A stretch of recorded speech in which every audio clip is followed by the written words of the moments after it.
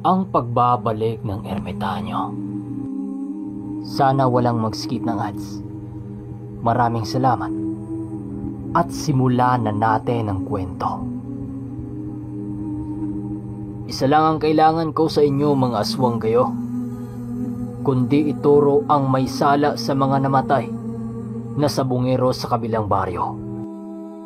Kaya lang naman kita binuhay para mapakita ko sa inyo ang sakit na naidulot sa pamilyang nawala ng mahal sa buhay. Kasabay ng mga sinabi ko ay ang pagbagtas namin sa daang paloob ng isa pang gubat. Maya-maya lang, halos maglaway na ang aswang na aking nadakip dahil sa pagdama nito sa presensyang tinataglay ko. Hindi ko man ito pinakitaan ng awa dahil alam kong gagamitin nila ito upang makatakas sa mga kamay ko. Isang oras ang makalipas, nakarating kami sa isang lugar na merong maliliit na bahay ang nakatayo. Walang katao-tao sa lugar na yon, na para bang ilang taon na itong nilisan ng mga taong nakatira dito. Pero ang ipinagtataka ko, sa bawat pinsa ng mga kubo, merong mga manok na panabong. Laking gulat ko na lamang nang biglang magsilitawan ang mga taong malademonyo ang itsura. Walang duda, mga aswang ang nakatira.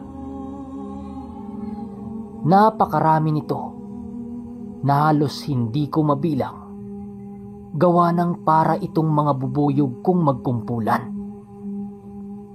Maya-maya pa, dahan-dahan nung naglakad sa aming harapan ang matandang lalaki. Meron itong hawak na manika na para bang laruan ng bata. Pagharap nito sa akin, agad akong pinaligiran ng iba nitong mga kasama. Napapahiwatig na ayaw akong patakasin sa lugar. Bitawan mo ang anak ko para makapag-usap tayo. Huwag mong isipin na pakiusap ang bagay na sinasabi ko, sapagkat ito'y isang utos. Alam kong wala ka ng pagpipilian kundi ang sundin ito.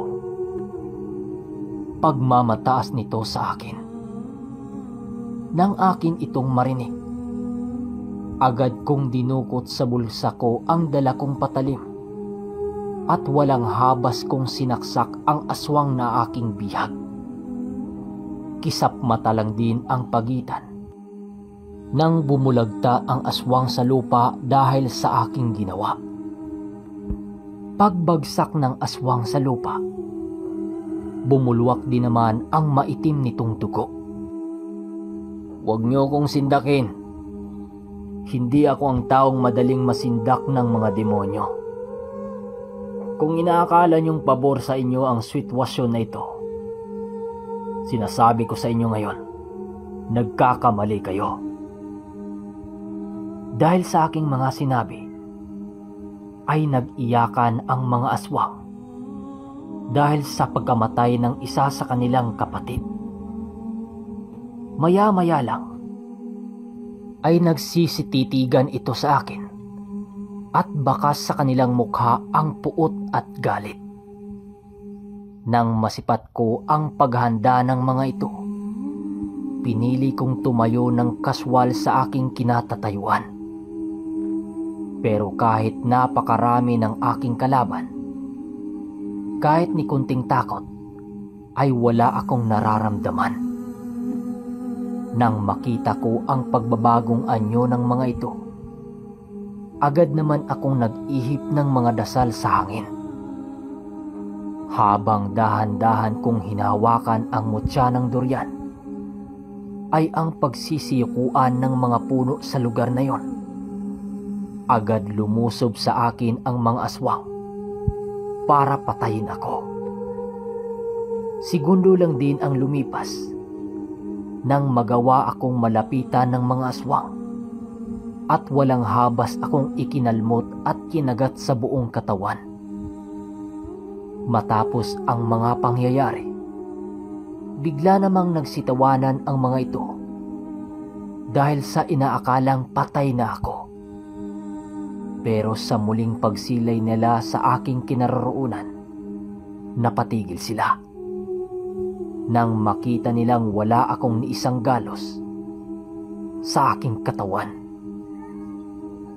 Dahil sa mga pangyayari, muli itong nagsisihanda para sugurin ako sa pangalawang pagkakataon. Mukhang hindi nyo yata naunawaan ng mga kaganapang inyong kinakaharap. Hayaan nyong ipaliwanag ko sa inyo upang maliwanagan ang mga madidilim nyong kaisipan.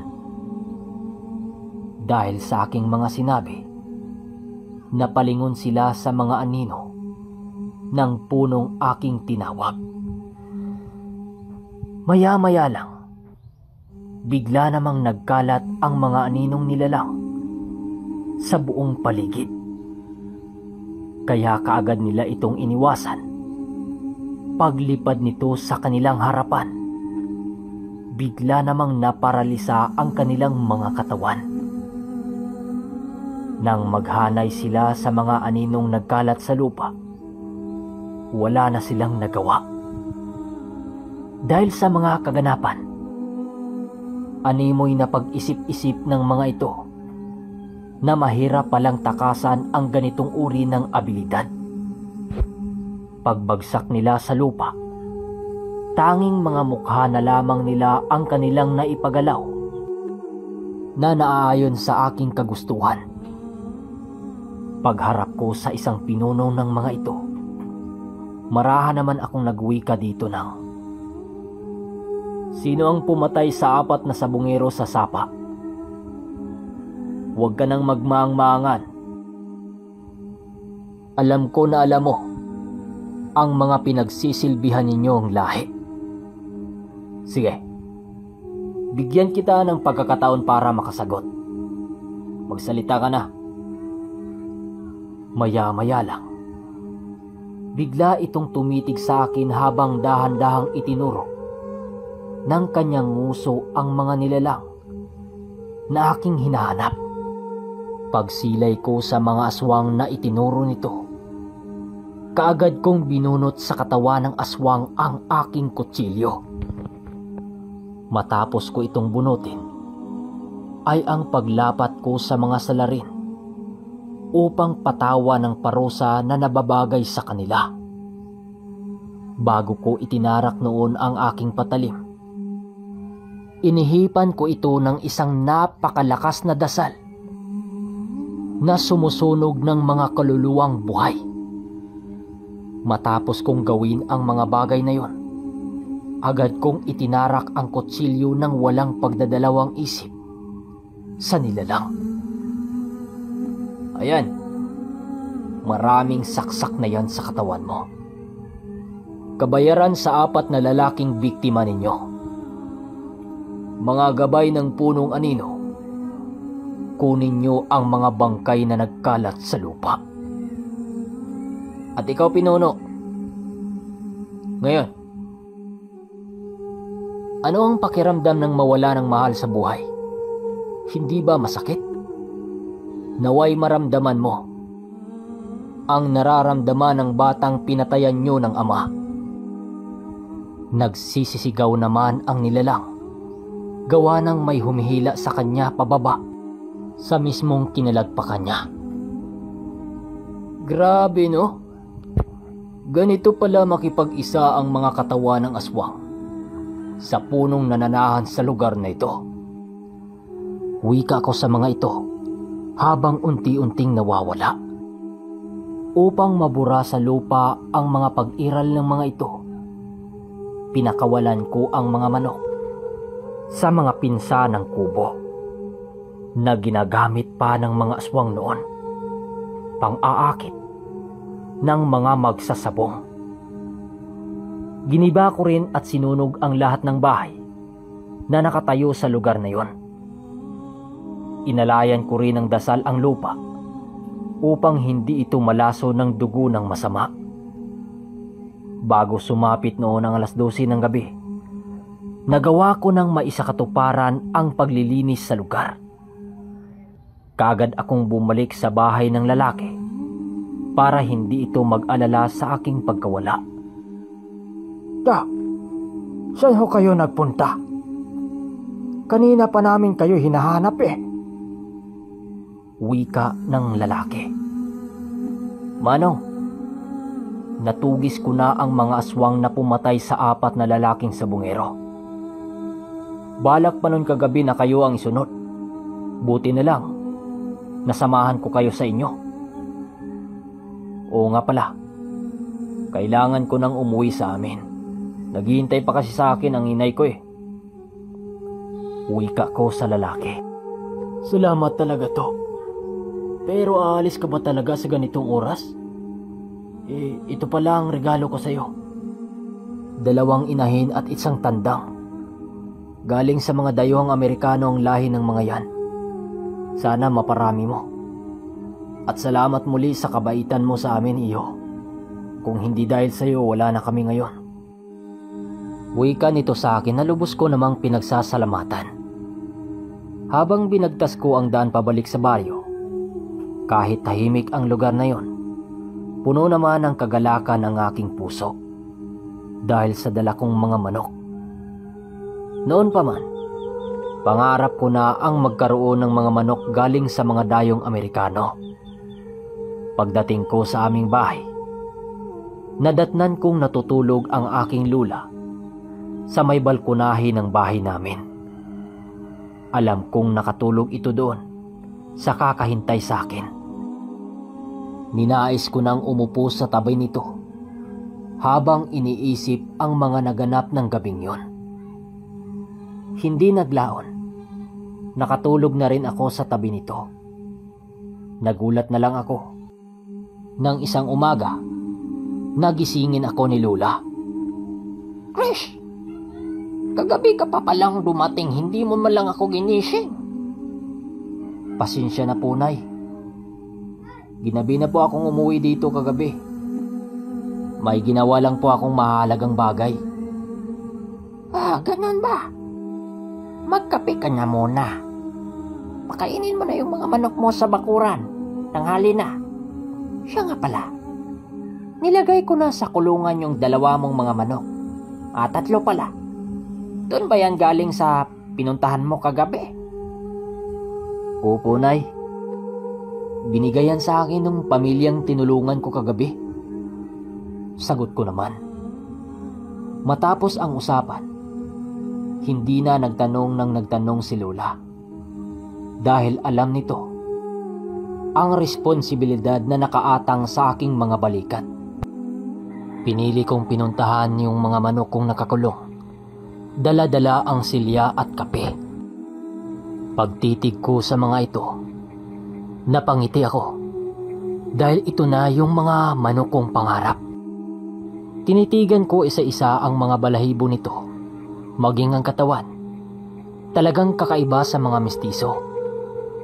Maliliit ang mga paa at maninipis yung mga balahibo. Pati yung mga ulo, ang liliit at saka ang haba ng mga tuka. Pinakain ko ito ng mga sariwang prutas at mga mais na galing pa sa aming taniman. Mas ginanahan akong mag-alaga ng mga alaga kong manok dahil sa mga bago kong palahi. Iniisip ko na kapag ito'y aking mapaparami, kung susurtehin, baka kilalanin yung mga manukan ko. Pero pangarap ko lang naman yun. Pero mas nanaig pa rin ang mga manok ko dahil kahit mga mistiso lang ito, magagaling itong umaway at talagang marami na itong naipanalong laban. At sa pagpapatuloy ng kwento ay ang pagdating ng dayong grupo sa aming bayan. Nagsimula na itong lumaban at sumuot sa aming lugar. Ayon sa mga nakalaban, talagang malalakas ang mga sabungerong yon. Hindi basta-basta. Mga kaermitanyo, kailang naman limitado yung pag-upload natin dahil Dito ako nagbabasa sa cellphone na ito mga kaermitanyo. Ang problema nga lang, nabagsak nung nakaraang gabi. Sayang nga eh. Hindi na siya matas yung sa itaas. Try natin itas mga ito. Dito sa notepad. Dito yung mga story natin eh. Kaya hindi na mapindot dito sa ilalim mapindot. Kasi may basag yung basag nyo. Ayan, kita naman yan. Try kong ibuksan buksan yung Gcash ko. Dito ayaw na mag-touch. Ayan oh. Dito ayaw. Dito lang sa baba mag-touch. Pero dito hindi. Kasi basag na eh. Pag ganun yung basag eh. Wala naman tayong pera na